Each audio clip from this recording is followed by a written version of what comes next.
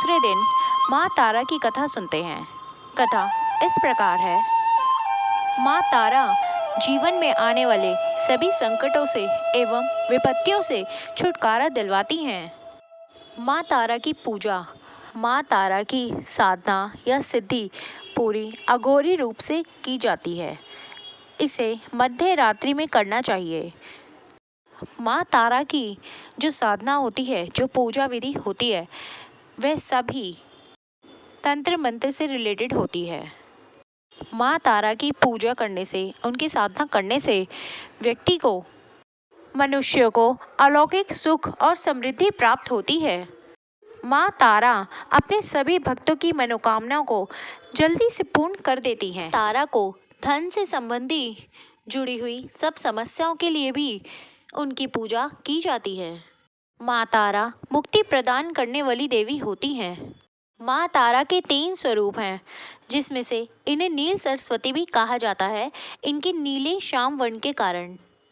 ये कद की छोटी होती हैं और विशेषकर अघोरी इनकी साधना करते हैं। माँ तारा को उग्र तारा के नाम से भी जाना जाता है। माँ तारा अपने उग्र स्वरूप को अपने भक्तों की रक्षा के लिए और दुष्टों के संहार के लिए अपना ये रूप धारण करती हैं और माँ तारा मोक्ष भी प्रदान करती हैं। माँ तारा का तीसरा स्वरूप है एक जटा। समुद्र मंथन के दौरान जब शिवजी ने हलाहल का ग्रहण किया था, तब उनका जो कंठ है, गला है, वह नील पड़ गया था। तब वो हलाहल कंठ से नीचे ना उतरे और जो उन्हें पीड़ा दे रहा था, तब इन्हीं माँ तारा ने अपना तारा स्वरूप में भगवान शिव को अपना अमृतमय दुग्धपान कराया था, जिसके बाद भगवान शिव को शारीरिक पीड़ा से मुक्ति मिल गई थी। देवी तारा का स्थान शमशान में है, इसलिए शमशान में रहने के कारण उन्हें शमशान निवासिनी भी कहा जाता है, जहाँ पर चिताएं जलती ही रहती हों। वहाँ पर विशेषकर जलती हुई चिता के ऊपर माँ तारा या तो नग्न अवस्था में या फिर बागंबर पहने खड़ी होती हैं। देवी तारा नर खप्परों की खोपड़ी एवं उनकी हड्डियों से सुसज्जित होती हैं। सर्पों को आभूषणों के रूप में ये धारण करती हैं। जैसे एक वीर साहसी योद्धा अपना एक दायां पैर आगे करके खड़ा होता है, उसी प्रकार माँ तारा शिव पर आरूढ़ है। देवी का मस्तक 5 कपालों से सुसज्जित है। नव यौवन है और नील कमल के समान 3 नेत्रों से युक्त और नूतन मेघ के समान कांति वाली है। विकट दंती और घोर अट्टहास करने के कारण देवी का स्वरूप अत्यंत ही उग्र और डरावना दिखता है। माता गले में शंख की माला धारण करती हैं। सर्वप्रथम स्वर्ग लोक के रत्नद्वीप में वैदिक कल्पों, तथ्यों तथा वाक्यों को सुनकर महादेव बहुत प्रसन्न हुए। अपनी पत्नी के मुख से सुनकर महादेव ने माँ काली से पूछा कि आपने आदि काल में भयंकर मुंह वाले रावण का विनाश किया, तब आपका वह स्वरूप तारा नाम से विख्यात हुआ।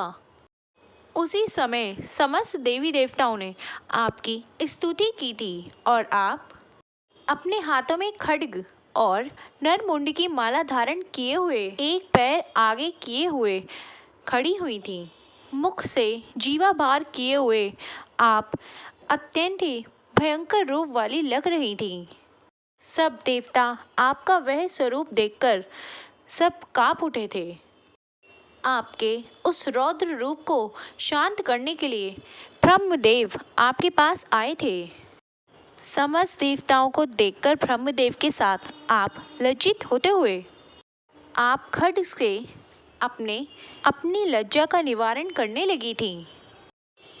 ब्रह्मदेव ने आपकी लज्जा के निवारण हेतु आपको व्याघ्र चर्म प्रदान किया था। इसी रूप में आप लंबोदरी के नाम से भी विख्यात हुई। राम रावण के युद्ध के समय भगवान राम की विध्वंसक शक्ति असली माँ तारा ही थी, जिन्होंने लंकापति रावण का वध करने में भगवान राम की मदद की थी।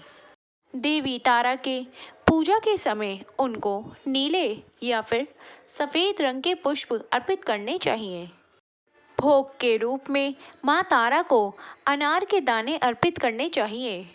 जिन लोगों के शत्रु अगर उन्हें हद से ज़्यादा परेशान करते हो, जिससे उनका मानसिक तनाव बढ़ जाता हो, ऐसे में उन लोगों को गुप्त नवरात्रि में दूसरे दिन माँ तारा की साधना कर कर या फिर उनकी पूजा प्रार्थना कर कर उनसे ये प्रार्थना करनी चाहिए कि उन्हें उनके शत्रुओं से मुक्ति मिले, क्योंकि माँ तारा अपने शत्रुओं के लिए बहुत उग्र मानी जाती हैं। माँ अपने सभी भक्तों की रक्षा करती हैं और उन्हें सभी विरोधियों से, शत्रुओं से दूर करती हैं। माना जाता है कि माँ तारा की पूजा से ग्रहों को भी शांत किया जाता है। अगर किसी के ग्रह दोष या कोई ग्रह दशा है तो उसे भी माँ तारा की पूजा से शांत किया जाता है।